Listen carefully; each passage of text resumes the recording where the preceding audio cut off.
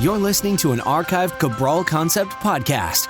After listening to this show, check out the most up-to-date podcasts available at stephencabral.com/podcasts or search directly on iTunes.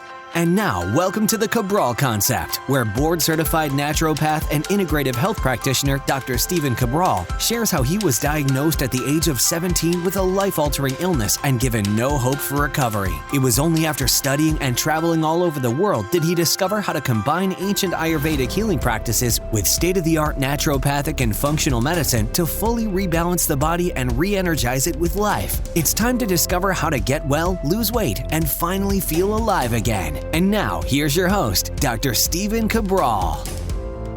Excited you could join me here today on this Wellness and Weight Loss Wednesday, where we're going to be going over the hormones, the exact hormones that you need to get under control if your idea and your ideal is to transform your body. So I've said this before, and I'm going to say it again, that there's only so much you can do by dropping your calories and by increasing your exercise before you plateau. And when you plateau, you cannot keep dropping your calories, not continuing to exercise more and more. It's not going to do it. Not only will it not do it, it's not sustainable. So at that point, what are you left with? What can you do? How can you make your life a whole lot easier? Well, that's one of the things that we specialize in. We try to share with people that, listen, losing weight should not be this monumental task that you have to undertake. And sure, it does matter upon your physical activity and your body's ability to, use the calories that it gets on a daily basis. So let's just get that out of the way first before we talk about these specific hormones. So first and foremost, you do have to make sure that you're not overeating on calories and that they are the right type of calories. And again, we've spoken about this before, so I don't want to go in depth on this podcast. That's because that's not today's topic. You can simply go to stephencabral.com/podcasts and type in WW. That's our Weight Loss and Wellness Wednesday. I've gone through how many calories you should be eating for your body, at least as a place to start.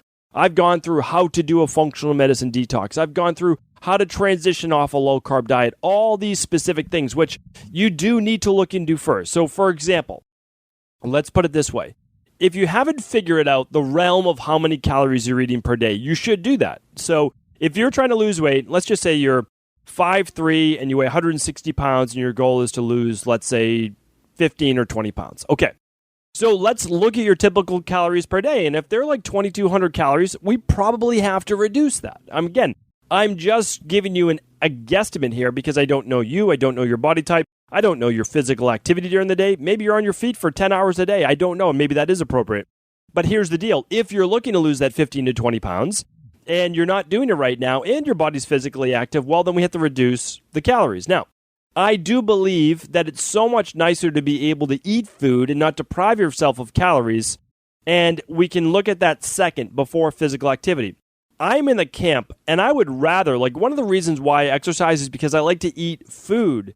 And I don't like to eat a little bit of food. I like to eat a good amount of food, and it makes me feel good. I feel energized. I don't feel depleted because remember, the more food I can eat, the more micronutrients I can get in. That means my plant-based phytochemicals, which are my antioxidants and all the great things that my body needs, everything from the B vitamins, the dark green leafy things, and I get all my antioxidants and anthocyanins and everything else from my blueberries and my all the different colors of the foods that I eat. I won't go through the rainbow right now. I'll spare you that. Actually, I've done a podcast on that, where you're getting your nutrients from all the different types of food. So go back and check that out as well. So that's always the goal. The goal is to be able to eat more food, like as much food as you can, but maintaining a healthy body weight. And again, it should be more plant-based. We're not talking about eating heavy or fried fats or tons of protein. We're not talking about that. What we're talking about is getting in as much produce as we can, fruits and vegetables, because those are the things that we know that are proven to fight dis-ease in the body. So that's the goal. The goal then means, okay, well, I like to eat food. Hopefully you do as well. Let's get that body physically active. We'll talk more about that tomorrow as well, because we are on our Thursdays, we either talks about toxicity and how to remove it from the body, or we're talking about training and exercise, and we need that to be healthy and fit.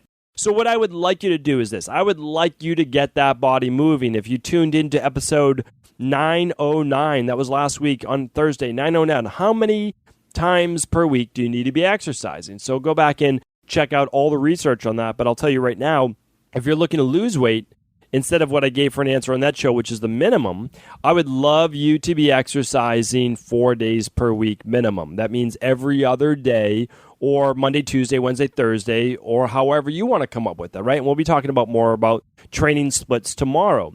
But I want you to get your body active. And the reason is, if it's more active, it's going to burn more calories while you're doing the exercise.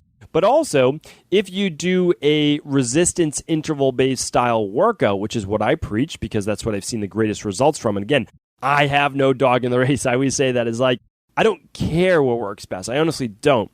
I go by the research, and then I go by real-world results, which is, to be honest, what matters the most. Okay, so that's what we've been doing.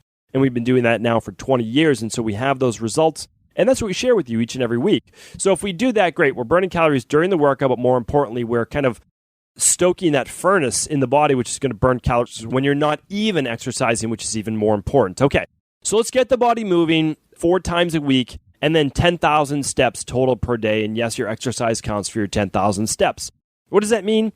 10,000 steps honestly equates to 20 to 30-minute walks per day in addition to normal exercise. In addition to normal physical activity. So, and it's so easy to track. If you have a smartphone, it most likely comes with a free app, or you can download a free app that's also a pedometer. Or you can buy a fancy smartwatch, Fitbit, Apple Watch, etc., that tracks your steps per day.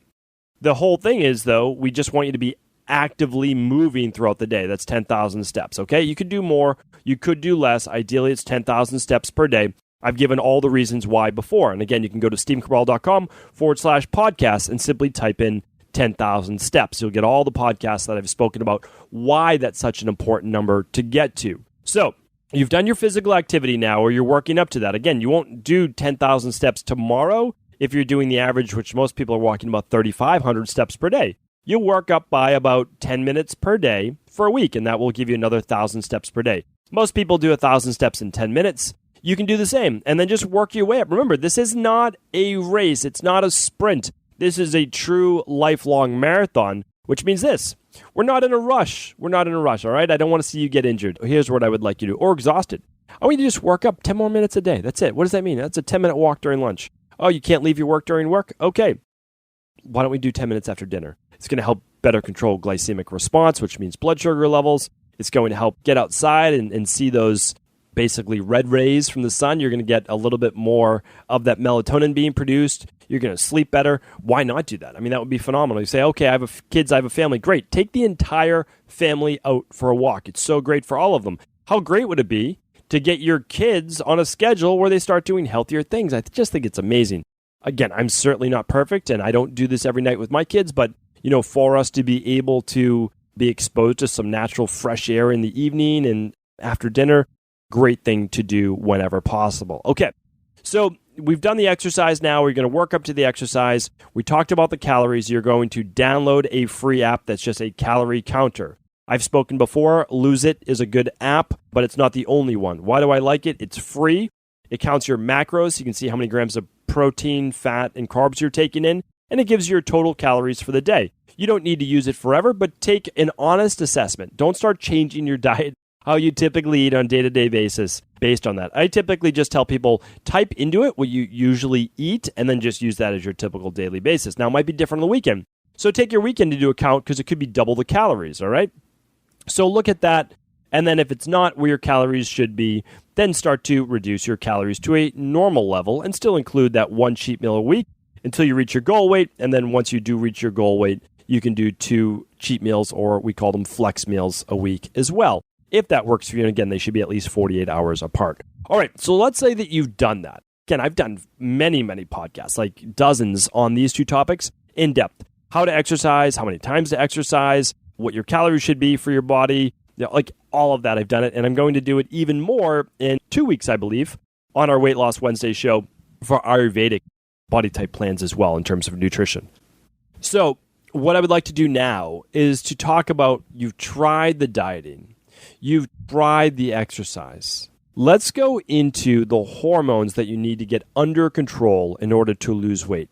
And the reason I want to go over this right now is that a lot of people feel all alone. They really do. They're like, my friends lose weight. My personal trainer tells me I should be losing weight. and all they have to do is exercise and watch what they eat. But I do those things, and I'm not able to get those same results. So again, a lot of people don't understand where you're coming from. They just don't, because that's not what their body type does, or that's not what where their body's at right now in life. And they're just like, you should just eat less. And it's really disrespectful. And I want to say this to basically all the health practitioners and personal trainers and amazing coaches we have out there, that don't be that person. I know that most people listening to this are not that person, but tell your colleagues as well that there are people with actual hormone imbalances that are not going to lose weight simply by exercise and nutrition, okay? They need to get the hormones under control. So what it means is that there's certain deficiencies and there's certain toxicities, but more than that, there's great imbalances. And I want to take you through those today. So the first one, and this is a big one for both men and women, but in a lot of women that we see, and that's called estrogen dominance. I'm going to give you multiple ways to see if you might be estrogen dominant. Okay, one of the big things with estrogen dominance is this, is that we see women start to gain more weight around the hips, okay? They start to gain more weight around their thighs, and so they have more of that, maybe more of a pear shape, right? They're definitely gaining weight in the lower body. They might not even gain it too much in the upper body, but they're gaining it in the lower body. This goes for men as well. Please do keep this in mind. This goes for men as well. Because men start to grow breast tissue as well, called gynecomastia, and that can be higher levels of estrogen. Testosterone converts to estrogen in some men because of toxicity-based issues and stress and high levels of cortisol. Okay, same goes for women. Sometimes women can get painful breasts or swollen breasts as well. Now, you might notice this is even more pronounced 5 days or at least a couple days before a woman's first day of menstruation. So keep that in mind. If your symptoms become more pronounced a week before, maybe even just a couple days before your menstrual cycle, this can be a sign of estrogen dominance. And you might even see yourself gain an extra couple pounds. Well, that can be water retention and this basically overall toxicity of the body from the higher levels of estrogen.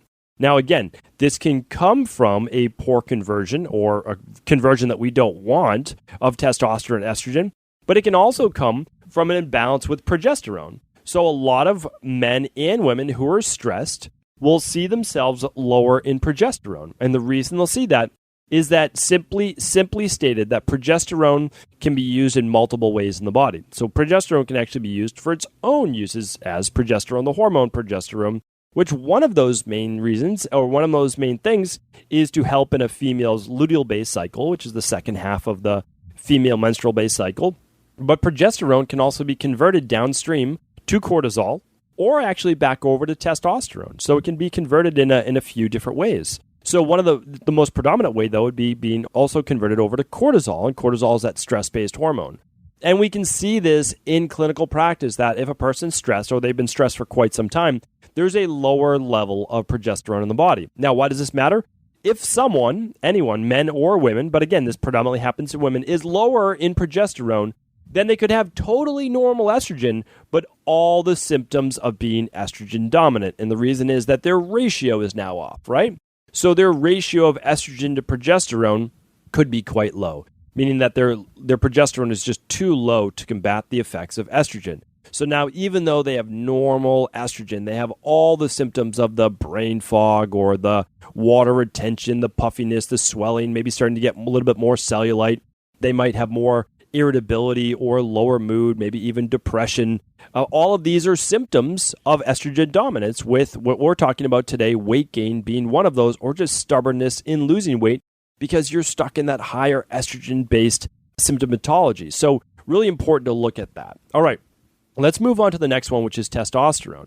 We like looking at testosterone in multiple ways, okay? So one is this, is that we want it balanced. So we want it high enough to make sure that you are still burning body fat at a very rapid rate so that your body's able to fuel that metabolic furnace. This is very important for men.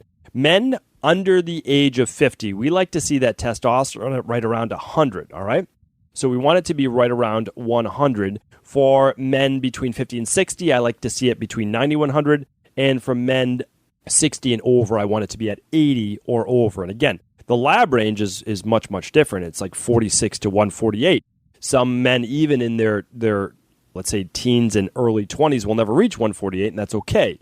You know, a lot of the pitta-based men, mesomorph men, will. A lot of the Vata-based men may not, but that's totally normal because it's what's right for their body type. But again, they should all be within a range, and 46 is just too low. That's really challenging andropause-based symptoms, no matter what the age. And I was there at a very young age, right? And so I had to rebuild my hormonal system because my body was so depleted in my late teens. So really important, but what can happen for men or women, but let's talk about women right now. Well, if your testosterone is too low, we have a lack of fat burning, but also if it's too high, we can have more of PCOS-based symptoms, which can mimic all of the issues I just spoke about as in high estrogen, but also we can start to have symptoms such as PCOS or facial hair gain or acne, or you might get more muscle tissue development than we really want. So we look at that specifically because all of those things do matter when it comes to being able to lose weight. All right, DHEA. DHEA might be the most overlooked hormone or prohormone in the body. And here's why. DHEA is the direct balancer to cortisol. So we talk about testosterone, we talk about estrogen, we talk about progesterone. Sometimes we even talk about pregnenolone in natural health, right? But those are not balancers to cortisol. If you want to truly look, how is the body doing between anabolic function, which is DHEA, and a catabolic function, which means breaking down versus building up, is cortisol. Those are the two main ones that you have to look at. Now, over time, and I'll be teaching this in level 2 of my certification coming out, is that over time, we can tell exactly what the body's doing and the exact state it's in based on DHEA, not just cortisol.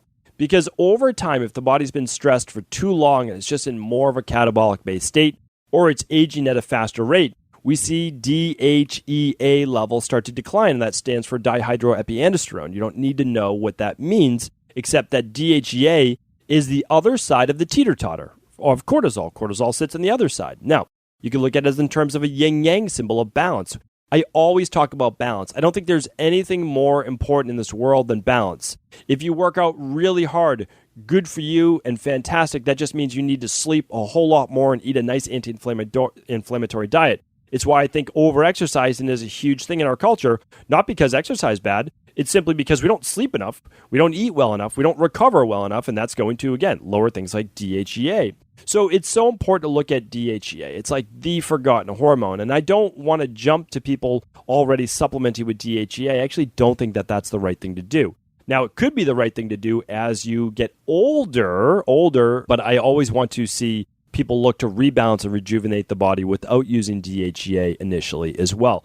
Really, really important because, again, DHEA is the anabolic side, the parasympathetic nervous system side, the anti-aging side, where the cortisol would be the catabolic, aging, breakdown, entropy-based side, okay? So important to look at those, and why don't we transition that into our next one? Again, if you don't have enough DHEA, you can't make enough testosterone, and we need testosterone as we age as well. Keeps the bone strong. I mean, a lot of people don't know that, but testosterone keeps your bone strong as you age as well. And if you get too low in that, it's not going to be great in terms of menopause for women and andropause for men.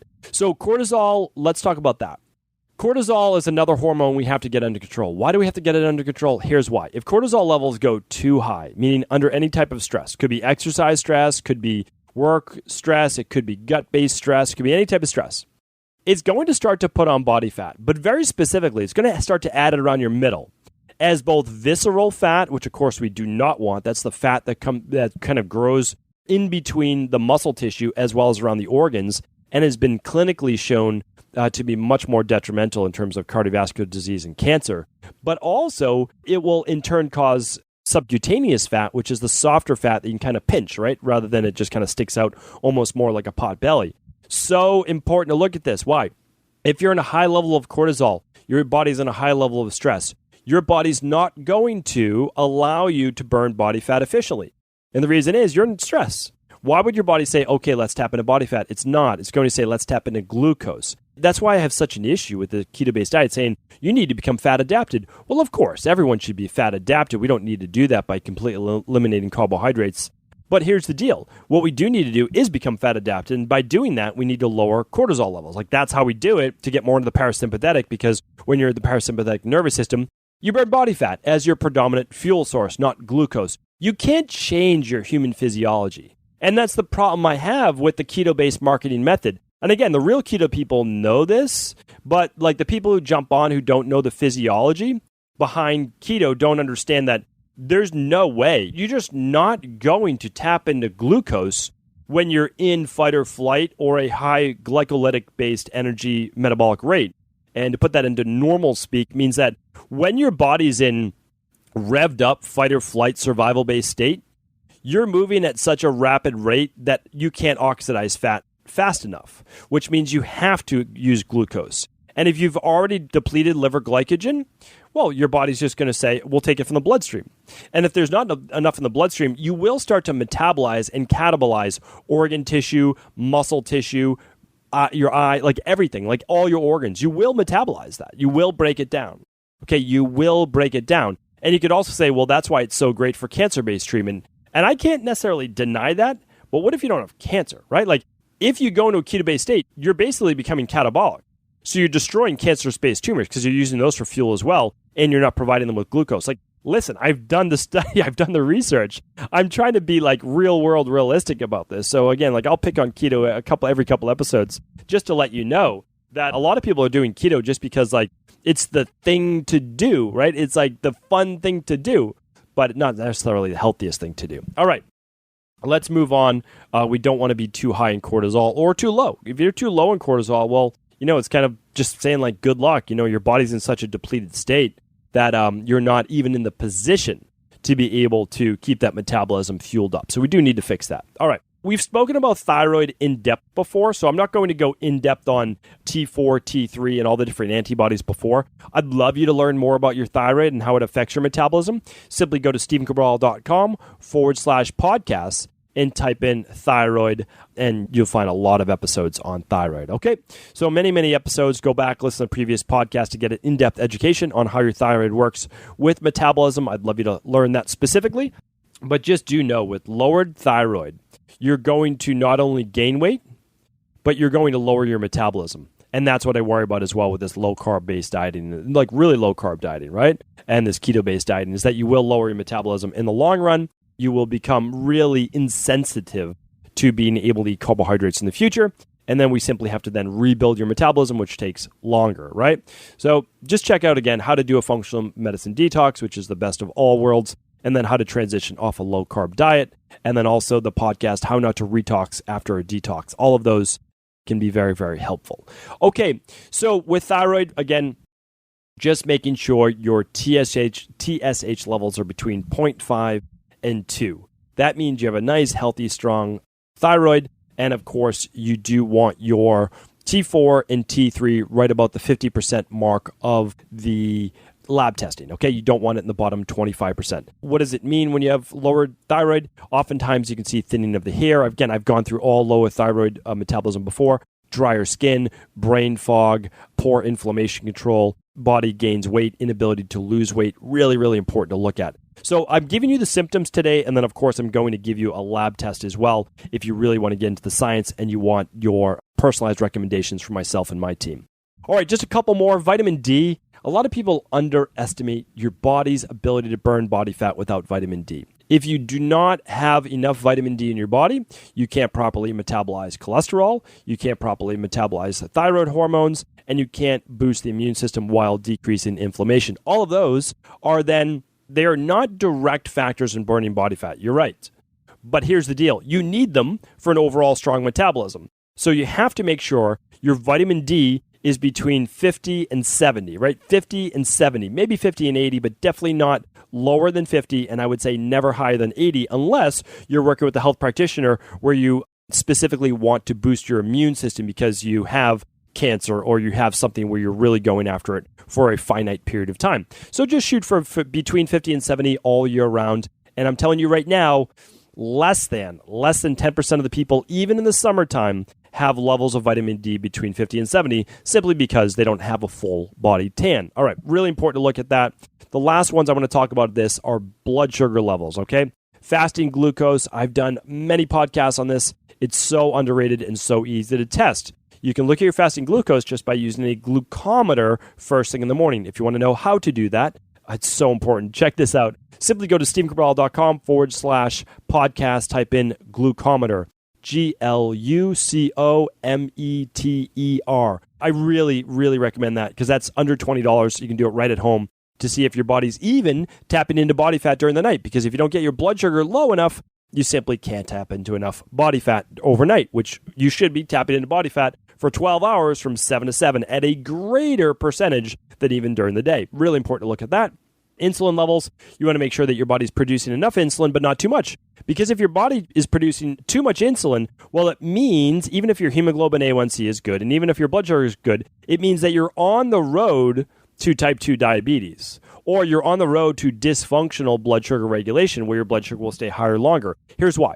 If you start to produce lots and lots of insulin, it means that your body's not able to adequately use the insulin that it currently produces at a normal level to, let's give a good term here, suck it into the cells, to like just slurp up that sugar out of your bloodstream and into the cells where it can be used. Now, if your body has to produce more and more insulin, it means that your cells and the cell receptors, basically think of them as the locks on the outside of your cells, are not open or receptive to actually taking in glucose. So what your body does, your pancreas does, is produce more and more insulin to say, okay, we're going to fight you to open up those cells to get more insulin in. That's the first stage of basically type 2 diabetes.